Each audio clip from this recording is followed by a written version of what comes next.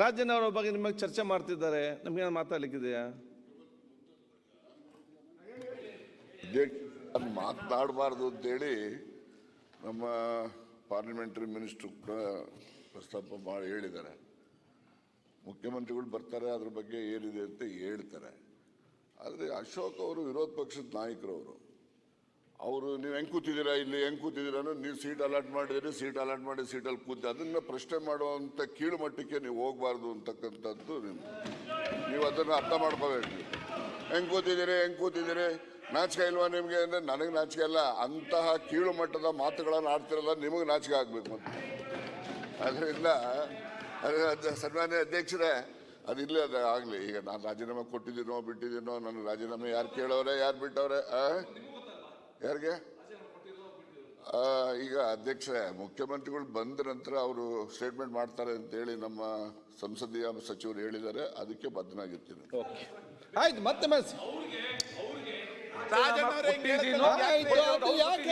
ಬಿಡಿ, ಅವ್ರಿಗೆ ಬಿಡಿ, ನೀವು ಹೇಳ್ದಾಗಲೇ ಹೇಳ್ಬೇಕು. ಯಾಕೆ ನೋಡಿ ಮತ್ತೆ ಮತ್ತೆ ಕೇಳಬೇಡಿ.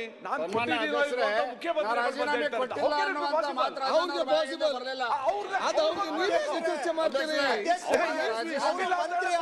ಸದನದಲ್ಲಿದ್ದಾರೆ, ಏನಾದ್ರೂ ಬೆಳವಣಿಗೆ ಇದ್ರೆ ನಾವು ಅವ್ರ ಗಮನಕ್ಕೆ ತರ್ತೇವೆ, ಸದನಕ್ಕೆ ಗಮನಕ್ಕೆ ತರ್ತೇವೆ.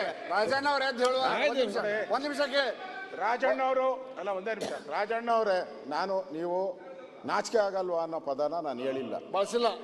ಇಲ್ಲ ಇಲ್ಲ ಇಲ್ಲ ಇಲ್ಲ ಇಲ್ಲ ಕೂತಿದ್ದೀರಾ ಅಂತ ಕೇಳಿದ್ದೀನಿ. ನೀವು ಯಾಕೆ ಮಂತ್ರಿ ಅಲ್ದವರು ಅಲ್ಲಿ ಕೂತ್ಕೊಂಬಾರ್ದು ಅನ್ನೋ ದೃಷ್ಟಿಯಿಂದ ಕೇಳಿದ್ದೀನಿ ಅಷ್ಟೇ. ನಾನು ಅದ್ ಬಿಟ್ಟು ಬೇರೆ ಏನು ನಾನು ಹೇಳಿಲ್ಲ, ಅದೇನು ಹೇಳಿಲ್ಲ ನಾನು. ಅದೇನು ನಾನು ಹೇಳಿಲ್ಲ. ಅಧ್ಯಕ್ಷರೇ, ರಾಜೀನಾಮೆ ಕೊಟ್ಟಿಲ್ಲ ಅನ್ನುವಂತ ಮಾತಾ ಹೇಳಿಲ್ಲ. ನೀವು ಇನ್ನೊಂದು ಪದ ಹೇಳಿದ್ರಿ, ಲಾ ಮಿನಿಸ್ಟರ್ ಹೇಳಿದ್ರು ಮಾತಾಡಬಾರ್ದು ಅಂತ. ಹಂಗಾರೆ ಏನು ಕಟ್ಟಾಕಿದಾರ? ಇದೇನು ಡೆಮೋಕ್ರಸಿ ಪ್ಲೇಸ್ ಇದು? ಪ್ರಜಾಪ್ರಭುತ್ವನ? ಸತ್ಯ ಹೇಳಿ, ಏನಿದ್ರಲ್ಲ ಹೋಗುವಂಥದ್ದು ಮುಗೀತು ಅಷ್ಟೇ. ಸತ್ಯ ಹೇಳಕ್ಕೆ